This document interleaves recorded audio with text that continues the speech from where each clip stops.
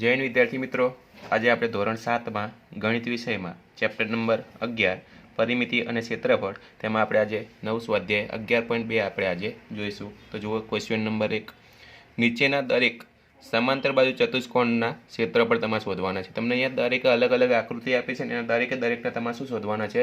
ક્ષેત્રફળ શોધવાના છે. પણ કયા ચતુષ્કોણના? તો કે સમાંતર બાજુ જે ચતુષ્કોણ છે એનું આપણે ક્ષેત્રફળ શોધવાનું છે. બરાબર. તો વિદ્યાર્થી મિત્રો, આપણે સૂત્ર તો જાણીએ છીએ.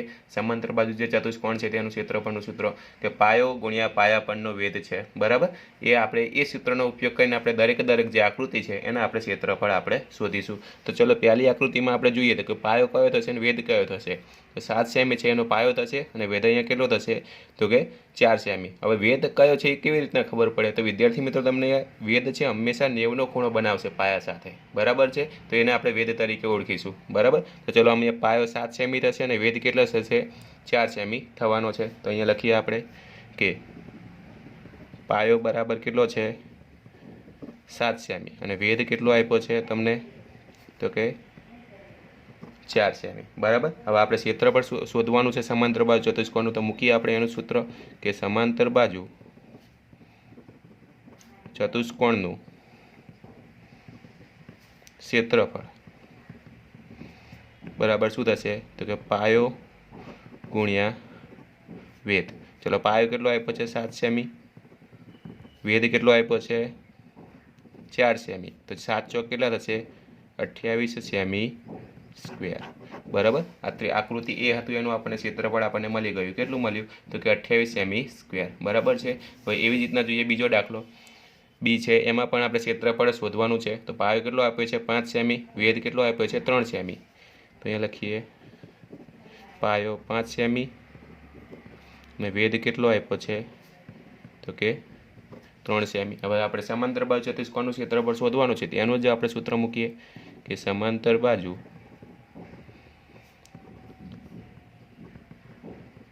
ચતુષ્કોણનું ક્ષેત્રફળ બરાબર શું થશે? પાયો કેટલો આપ્યો છે? પાયો ગુણ્યા વેધ. પાયો કેટલો આપ્યો છે? 5 સેમી. વેધ કેટલો આપ્યો છે? 3 સેમી. તો 5 તરીને કેટલા થશે? 15 સેમી સ્ક્વેર.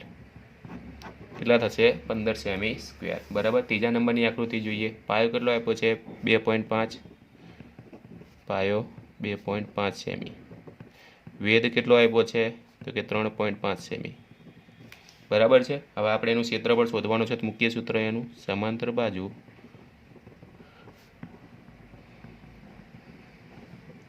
ચતુષ્કોણનું ક્ષેત્રફળ બરાબર શું થશે? પાયો ગુણ્યા વેધ.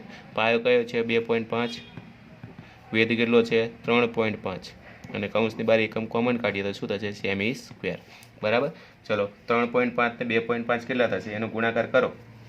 તમને કેટલા મળશે? 8.75 મળશે. સોરી, કેટલા મળશે? 8.75 સેમી સ્ક્વેર. બરાબર. ત્રીજા નંબરની જે આકૃતિ હતી એનું આપણને ક્ષેત્રફળ મળ્યું. પછી જોઈએ ચોથા નંબરની છે ડી, એનું જોઈએ આપણે. તો ચલો, આમાં પાયો કયો થશે? મેં હમણાં જ કીધું કે વેધ છે હંમેશા 90નો ખૂણો બનાવશે. એટલે આ 4.8 જે વાળી જે બાજુ છે, બરાબર, આ કે છે એનો વેધ છે. શા માટે? કારણ કે અહીંયા જુઓ 90નો ખૂણો બનાવે છે. બરાબર. તો પાયો કયો થશે? 5 સેમી અને વેધ તો કે 4.8 સેમી. બરાબર છે. હવે આપણે એનું ક્ષેત્રફળ મૂકીએ સૂત્ર કે સમાંતર બાજુ ચતુષ્કોણનું ક્ષેત્રફળ. તમે શબ્દોમાં આ રીતના ના લખવું, તમે બી ગુણ્યા એચ પણ તમે લખી શકો છો. બરાબર. તો અહીંયા લખીએ બી ગુણ્યા એચ.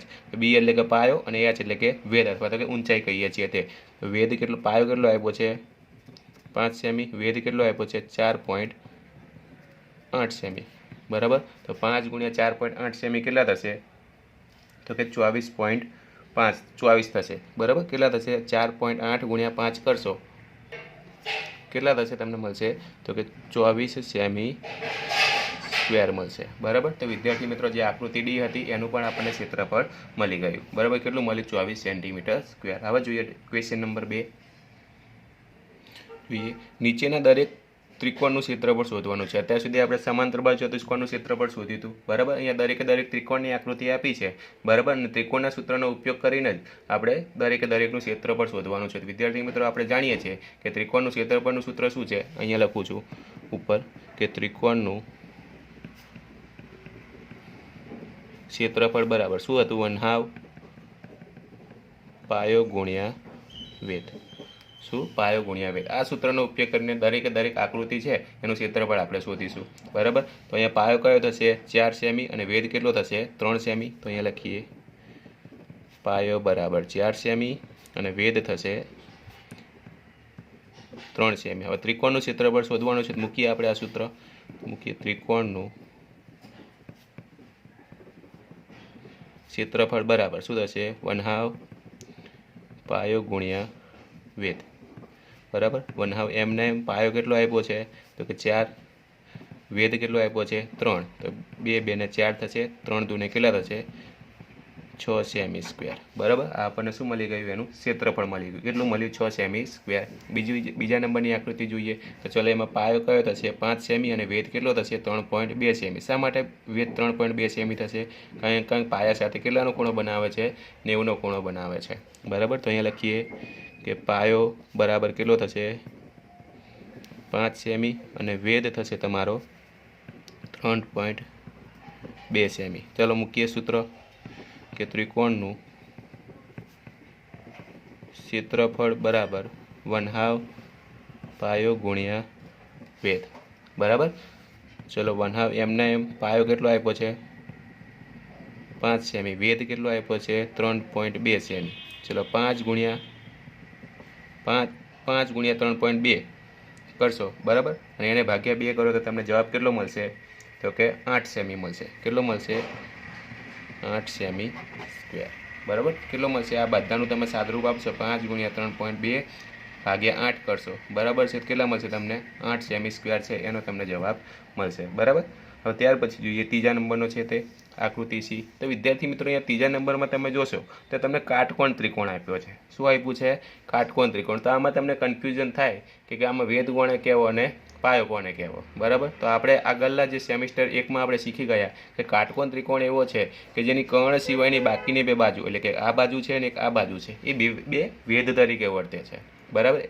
તો આમાંથી હવે પાયો કોને લેવો અને વેધ કોને લેવો, બરાબર। માની લો કે હું આને પાયા તરીકે લઉં છું, બરાબર, તો એનો શું થાય? વેધ થાય, બરાબર। અથવા એનાથી ઊંધું વિચારીએ કે આને જો હું પાયા તરીકે વિચારું તો આ એનો શું થવાનો? વેધ, કારણ કે બંને બાજુ છે વેધ તરીકે વર્તે છે। તો આમાંથી તમે કોઈ પણને પાયો અને કોઈ પણને વેધ તરીકે તમે લઈ શકો છો, બરાબર। તો ચલો અહીંયા આપણે શું લઈશું? પાયા તરીકેની બાજુ છે એ આપણે 3 સેમી લઈશું અને વેધ તરીકેની બાજુ આપણે 4 સેમી લઈશું, બરાબર। તો જોઈએ પાયો બરાબર છે કેટલો થશે? 3 સેમી અને વેધ કેટલો થશે? તો કે 4 સેમી, બરાબર। ચલો અહીંયા લખીએ કે ત્રિકોણનું ક્ષેત્રફળ બરાબર 1/2 પાયો ગુણ્યા વેધ। 1/2 એમને એમ પાયો કેટલો આપ્યો છે? 3, વેધ કેટલો આપ્યો છે? 4 સેમી। ચલો 2 2 ને કેટલા થશે? 4। તો વધ્યા કેટલા? 3 દૂને 6 અને પાછળ એકમ કયો આવશે? સેમી સ્ક્વેર, કારણ કે ક્ષેત્રફળમાં હંમેશા એકમ સ્ક્વેરમાં જ લખવામાં આવે છે, એટલે કયો આવશે? સેમી સ્ક્વેર, બરાબર। પછી જો છેલ્લી આકૃતિ છે એમાં પાયો કયો થશે? 3 સેમી અને વેધ કેટલો થશે? 2 સેમી। તો અહીંયા લખીએ પાયો બરાબર 3 સેમી અને વેધ બરાબર 2 સેમી, બરાબર। તો અહીંયા લખીએ ત્રિકોણનું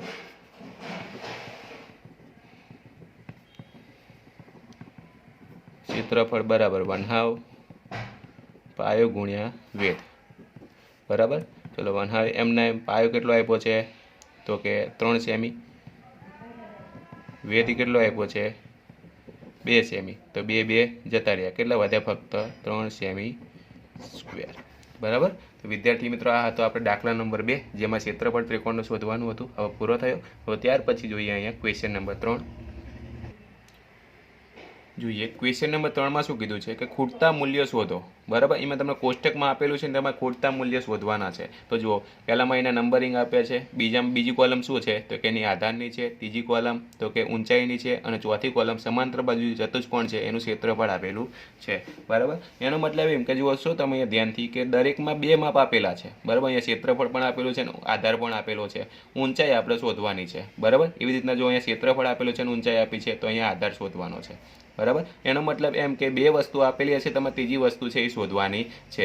અને બીજી વસ્તુ એક કહેવાની કે જેનું ક્ષેત્રફળ આપેલું હોય, બરાબર। અહીંયા કોનું ક્ષેત્રફળ આપ્યું છે, સમાંતર બાજુ ચતુષ્કોણનું ક્ષેત્રફળ આપ્યું છે, તો એ સૂત્ર મૂકીને જ આપણે એની ઊંચાઈ આપણે શોધવાની છે, અથવા એ સૂત્ર મૂકીને આપણે એની આધાર શોધવાનો છે, બરાબર।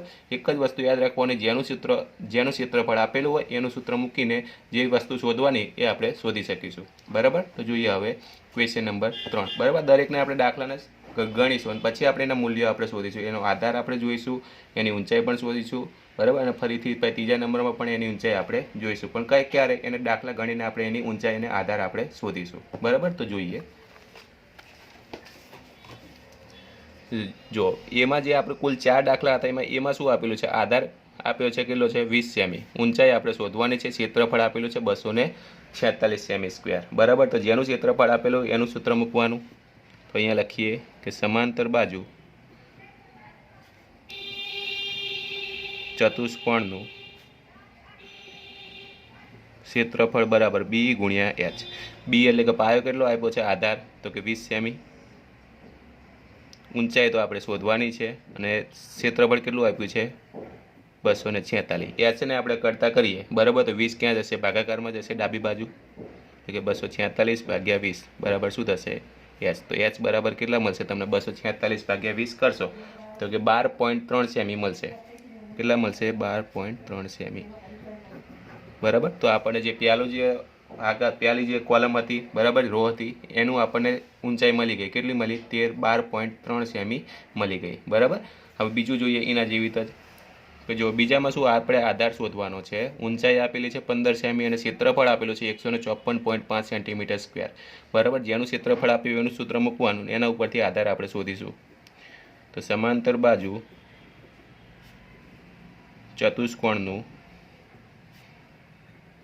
ક્ષેત્રફળ બરાબર શું થશે તો કે બી ગુણ્યા એચ, બરાબર। તો અહીંયા ક્ષેત્રફળ કેટલું આપ્યું છે 154.5, આધાર આપ્યો છે તો કે ના એ આપણે શોધવાનો છે, બરાબર। ઊંચાઈ કેટલી આપી છે અહીંયા તો કે 15, તો આપણે આધારને બી એટલે કે આધારને કરતા કરીએ 15 ક્યાં જશે, ભાગાકારમાં જશે, એટલે કે 154.5 ભાગ્યા 15 બરાબર બી થશે, બરાબર। હવે શું કરશો તો કે 154.5 ભાગ્યા 15 કરશો તમને જવાબ કેટલો મળશે, બી બરાબર 10.3 સેમી મળશે, કેટલો મળશે 10.3 સેમી, બરાબર। તો વિદ્યાર્થી મિત્રો આ તો આપણે આધાર જે બી શોધવાનો એ પણ શોધી દીધો, કેટલો મળે 10.3 સેમી મળ્યો। હવે જોઈએ ત્રીજા નંબરમાં, આધાર નથી આપેલો નથી, શોધવાનો છે, ઊંચાઈ પણ આપણે આપેલી છે, કેટલી છે 8.4 સેમી, ને ક્ષેત્રફળ આપેલું છે 48.72 સેમી સ્ક્વેર। તો ચલો મુખ્ય સૂત્ર, સમાંતર બાજુ ચતુષ્કોણનું ક્ષેત્રફળ બરાબર બી ગુણ્યા એચ। ક્ષેત્રફળ કેટલું આપ્યું છે 48.72, બરાબર। પછી પાયો એટલે કે આધાર આપેલો છે તો કે ના, ઊંચાઈ આપેલી છે તો કે હા, કેટલી છે 8.4। ચલો બીને કરતા કે 8.4 ભાગાકારમાં જશે ડાબી બાજુ, તો બી બરાબર કેટલા મળશે તમને, પદ કેટલો મળશે તો કે 48.72, એના ભાગ્યા 8.4 કરશો તમને કેટલા મળશે 5.8 સેમી મળશે, એનો જવાબ કેટલો મળશે, આધાર તરીકેનો જવાબ 5.8 સેમી છે એનો તમને જવાબ મળશે, બરાબર। અને ત્યાર પછી જે છેલ્લો દાખલો છે એ જોઈએ આપણે। એમાં જુઓ આધાર આપેલો છે કેટલો છે 15.6 સેમી છે, ઊંચાઈ આપણે શોધવાની છે, અને ક્ષેત્રફળ આપેલું છે 16.38 સેમી સ્ક્વેર છે। તો જેનું ક્ષેત્રફળ આપેલું એનું સૂત્ર મૂકવાનું છે, તો કે સમાંતર બાજુ ચતુષ્કોણનું ક્ષેત્રફળ બરાબર બી ગુણ્યા એચ। ચલો ક્ષેત્રફળ કેટલું આપ્યું છે 16.38, બરાબર। પાયો આપ્યો છે કેટલો છે 15.6, અને ઊંચાઈ એટલે કે એચ આપણે શોધવાનું છે, એચને કરતા 15.6 ક્યાં જશે ભાગાકારમાં, તો એચ બરાબર કેટલા થશે 15.16.38 ભાગ્યા 15.6 કરશો તો તમને એચ બરાબર કેટલા મળશે 1.05 સેમી કેટલા મળશે તમને 1.05 સેમી બરાબર। તો વિદ્યાર્થી મિત્રો આ તો દાખલા નંબર 3 જેમાં ખૂટતા મૂલ્ય આપણે શોધવાના હતા એટલે કે ઊંચાઈ શોધવાની હતી પાયો શોધવાનો હતો ક્ષેત્રફળ આપેલું હતું તો જેનું ક્ષેત્રફળ આપેલું હતું એનું જ આપણે સૂત્ર મૂકતા હતા બરાબર। હવે એના જેવી રીતે અત્યાર સુધી આપણે તે સમાંતર બાજુ ચતુષ્કોણનું ક્ષેત્રફળ શોધી ખૂટતા મૂલ્ય માટે। હવે આપણે કોની માટે જોઈશું ત્રિકોણ માટે જોઈએ। હવે જો ચોથા નંબરમાં ખૂટતા મૂલ્ય શોધો હમણાં જ મેં વાત કરી એવી રીતના કે ત્રિકોણનું ક્ષેત્રફળ આપેલું છે ઊંચાઈ આપણે શોધવાની છે અને આધાર આપેલો છે બે માપ આપેલા છે ત્રીજું આપણને મળી જશે કોના ઉપરથી તો કે જેનું ક્ષેત્રફળ આપેલું હોય બરાબર એનું સૂત્ર મૂકીએ એટલે એના ઉપરથી જે માપ શોધવાનું છે આપણને મળી જશે બરાબર। જોઈએ આપણે દરેકને આપણે ગણીને પછી આપણે એનો જવાબ લાવીશું બરાબર। તો જોઈએ જુઓ તો એ બરાબર અહીંયા કેટલો આપ્યો છે આધાર એટલે કે પાયો કેટલો આપ્યો છે તો કે 15 સેમી ઊંચાઈ શોધવાની છે અને ત્રિકોણનું ક્ષેત્રફળ આપેલું છે 87 સેમી સ્ક્વેર આપેલું છે બરાબર। તો ચલો આપણે ત્રિકોણનું જેનું ક્ષેત્રફળ આપેલું એનું સૂત્ર આપણે મૂકવાનું છે તો અહીંયા ત્રિકોણનું આપેલું છે તો અહીંયા લખીશું કે ત્રિકોણનું ક્ષેત્રફળ બરાબર 1/2 પાયો ગુણ્યા વેધ બરાબર।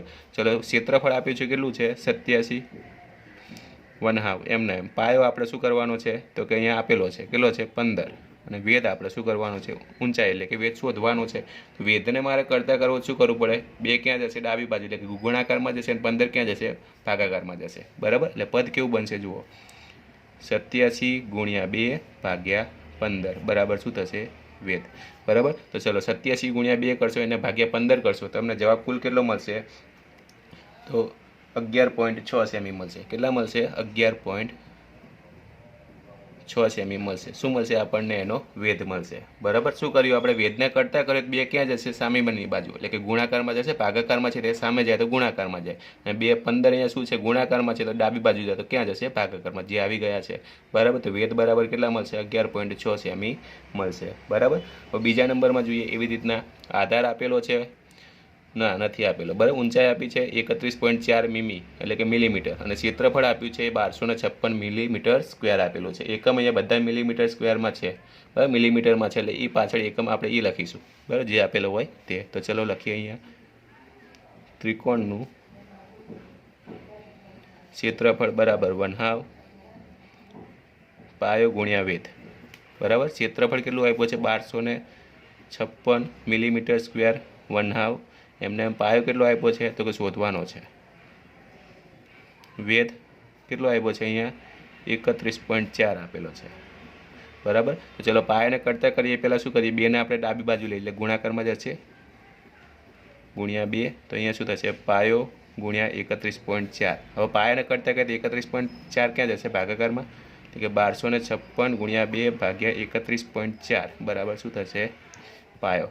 તો ચલો પાયા બરાબર કેટલું મળશે તમને 1256 ગુણ્યા 2 કરો અને એને ભાગ્યા 31.4 કરશો તમને પાયો કેટલો મળશે 80 મળશે 80 મીમી મળશે બરાબર। શા માટે મેં મીમી લખ્યું કારણ કે દરેક જે એકમ છે એ શામાં છે મિલીમીટરમાં આપેલા છે બરાબર। હવે ત્યાર પછી જોઈએ સી એક્ઝામ્પલ જોઈએ સી નંબરનો એક્ઝામ્પલ પાયો આપ્યો છે 22 સેમી ઊંચાઈ શોધવાની છે અને ત્રિકોણનું ક્ષેત્રફળ આપેલું છે 170 સેમી સ્ક્વેર આપેલા છે બધા એકમ સેમીમાં આપેલા છે બરાબર। તો મૂકીએ આપણે સૂત્ર ત્રિકોણનું ક્ષેત્રફળ બરાબર 1/2 પાયો ગુણ્યા વેધ ક્ષેત્રફળ કેટલું આપ્યું છે 170.5 1/2 એમના પાયો કેટલો આપ્યો છે તો કે 22 ગુણ્યા વેધ આપણે શોધવાનું એટલે કે ઊંચાઈ આપણે શોધવાની છે ચલો વેધને આપણે કરતા કરવો પડે એની માટે પહેલાં શું કરીએ તો કે જેટલા છેદ ઉડતા હોય એટલા ઉડાડી દઈએ તો કેટલા થશે 2 11 દુ 22 થાય